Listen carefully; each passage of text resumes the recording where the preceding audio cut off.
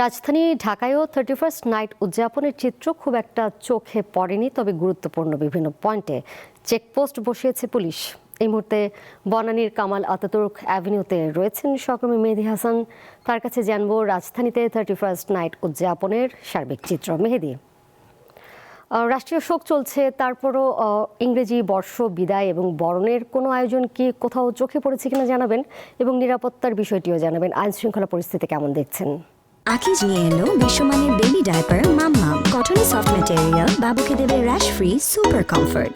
দোলা, প্রতি বছরই 31শে ডিসেম্বর রাত 12টা কিন্তু সবাই আসলে উদযাপনের জন্য মুখর হয়ে থাকে এবং নানা ধরনের আয়োজন থাকে। তবে এই বছর আমরা আসলে বছরের শেষ দিনটিতে শোকের মাধ্যমে কিন্তু পালিত হচ্ছে, এবং যেহেতু 3 দিনের রাষ্ট্রীয় শোক ঘোষণা করা হয়েছে, সেদিক থেকে কিন্তু আসলে তেমন উদযাপনের কোনো বালয় আমরা এখন পর্যন্ত পুরো রাজধানী জুড়ে দেখতে পাইনি। এবং গতকাল থেকেই আসলে কিন্তু নিরাপত্তা ব্যবস্থা জোরদার রাখা হয়েছিল, কারণ আজকে বেগম খালেদা জিয়ার যে দাফন কার্যক্রম ছিল, জানাজা ছিল, সেই লক্ষ্যে কিন্তু গতকাল রাত থেকেই আমরা দেখেছি ব্যাপক নিরাপত্তা তৎপরতা কিন্তু প্রশাসনের পক্ষ থেকে ছিল। এবং আজ আমরা ডিএমপির উপকমিশনার তালিবুর রহমানের সাথে কথা বলেছি। তিনিও জানিয়েছেন যে রাজধানী জুড়ে আসলে 31st নাইটকে কেন্দ্র করে কিন্তু আসলে ব্যাপক এবং বিশেষ নিরাপত্তা ব্যবস্থা নেওয়া হয়েছে।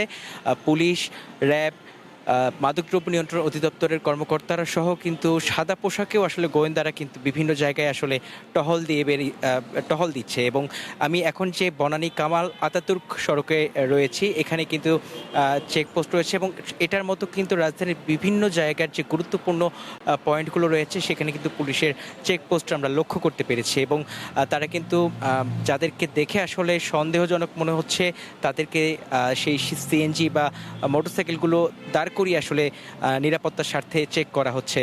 এবং বরাবরই আমরা দেখি প্রতি বছরে কিন্তু ডিএমপির কাছ থেকে আতশবাজি, ফানুস এবং বিস্ফোরক জাতীয় দ্রব্য যেন কেউ ব্যবহার না করে সেই বন্ধের কথাটি কিন্তু ডিএমপি প্রতিবারই আসলে জানিয়ে আসছে, এবং এবারও কিন্তু আমরা তাই দেখেছি।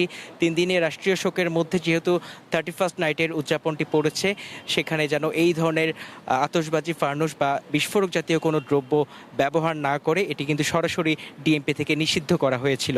এবং ঢাকা শহরের সার্বিক চিত্র আমরা বিভিন্ন জায়গা ঘুরে দেখেছি। বিভিন্ন জায়গায় কিন্তু আসলে এরকম গুরুত্বপূর্ণ পয়েন্টগুলোতে পুলিশের তৎপরতা রয়েছে, এবং তারা নিরাপত্তার স্বার্থে এই রাতভর কার্যক্রম চালিয়ে যাবে এমনটি আমাদের কাছে জানানো হয়েছে। এবং যেহেতু আজকে বেগম খালেদা জিয়ার জানাজা এবং দাফন কার্যক্রম সম্পন্ন হলো, সবার মধ্যে এখনও শোকের ছায়া আসলে রয়ে গেছে।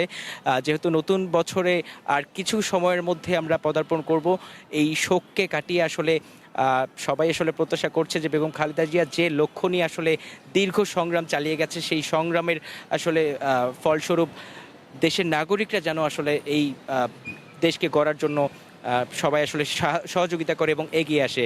এবং দোলা, আজকে রাতের যে মাদকদ্রব্য নিয়ন্ত্রণ অধিদপ্তরের যে কর্মকর্তারা আসলে বিভিন্ন জায়গায় ঘুরে বেড়াচ্ছে, তাদের কিন্তু কাজ হচ্ছে মূলত যে মাদকদ্রব্য নিয়ে আসলে কোনো ধরনের যেন কোনো কার্যক্রম আসলে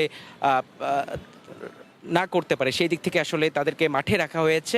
তোলা, আসলে ঢাকা শহরের সার্বিক চিত্র এখন পর্যন্ত আমরা স্বাভাবিক দেখছি, তেমন আসলে উদযাপনের কোনো দেখছি না, এবং শোকের মাধ্যমেই আসলে এই বছরটি আসলে শেষ করতে হচ্ছে সবাইকে।